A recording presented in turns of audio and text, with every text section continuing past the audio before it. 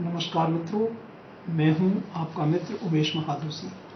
अभिराम वाणी पर आपका हार्दिक स्वागत है। समकालीन लोककथा प्रसारण के इस कार्यक्रम में प्रत्येक रविवार को एक या दो लोककथाएं प्रसारित की जाती हैं। इनमें प्रसारण हेतु सीधे प्राप्त लोककथाओं के साथ हम अपनी अन्य योजनाओं में शामिल की गई कुछ लोककथाओं का उपयोग करने का भी यथासंभव प्रयास करते हैं। लोककथाकार मित्र अपनी लोककथाएं हमारे ईमेल पर भेज सकते हैं। नई पीढ़ी की लोककथाओं के चयन में हमारा प्रयास रहता है कि ये लोककथाएं सामान्य पाठकों की पसंद एवं समझ के अनुरूप हों।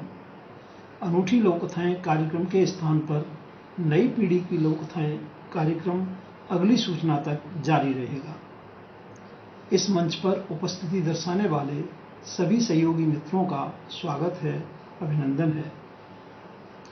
तो आइए हम आरंभ करते हैं कार्यक्रम नई पीढ़ी की लघु कथाएं। आज की प्रस्तुति में शामिल है नई पीढ़ी की एक प्रतिनिधि लघु कथा जिसका शीर्षक है इरादा।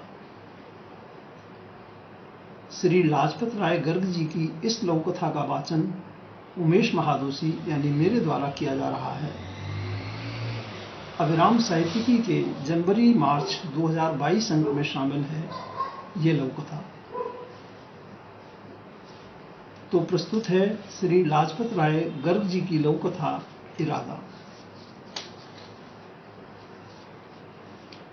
प्रीतू, जिसका पति 8-10 महीने पहले सरहद पर देश की रक्षा करते हुए शहीद हो गया था, अपने सवा साल के बेटे को गोद में उठाए दोपहर की रोटी लेकर खेत पर जा रही थी कि सामने से हरवंश आता दिखाई दिया।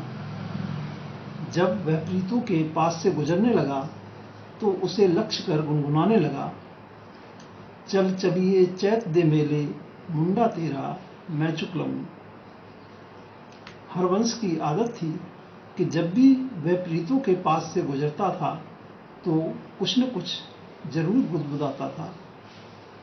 पिछले 1-2 बार से लंबे चौड़े कद काठी के मालिक हरवंश को देखकर प्रीतू के मन में भी कुछ कुछ होने लगा था। हरवंश उसके पास से गुजर गया तो प्रीतू ने रुककर उसे आवाज दी, सरदारा रुक जरा। हरवंश ने रुककर पीछे मुड़कर कहा, मुझे कुछ कहा? सरदारा दिल लगियां करता है या सचमुच बांह पकड़ने का इरादा है? हरवंश ने ऐसी स्थिति की कल्पना भी नहीं की थी। कुछ पल वह कुछ न कह सका, फिर बोला, एक बारी तू हाँ करके तो देख। चल मेरे साथ।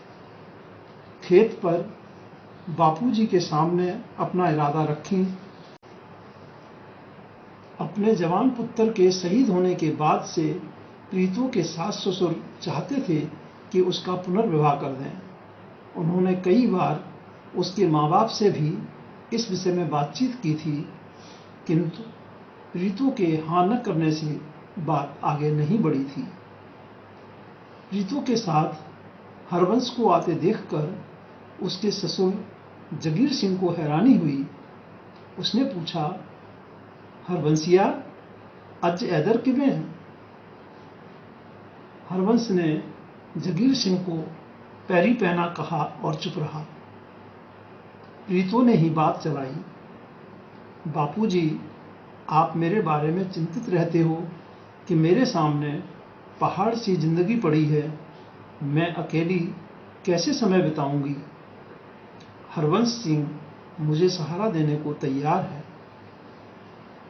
जगीर सिंह हैरान किंतु मन ही मन प्रसन्न।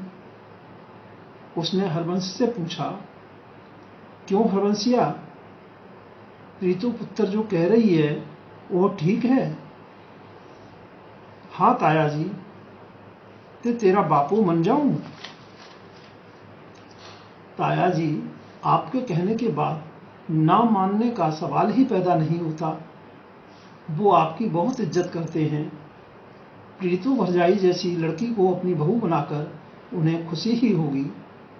फिर भी यदि उन्होंने ना नुक्कर की तो मैं अपनी बात से पीछे हटने वाला नहीं।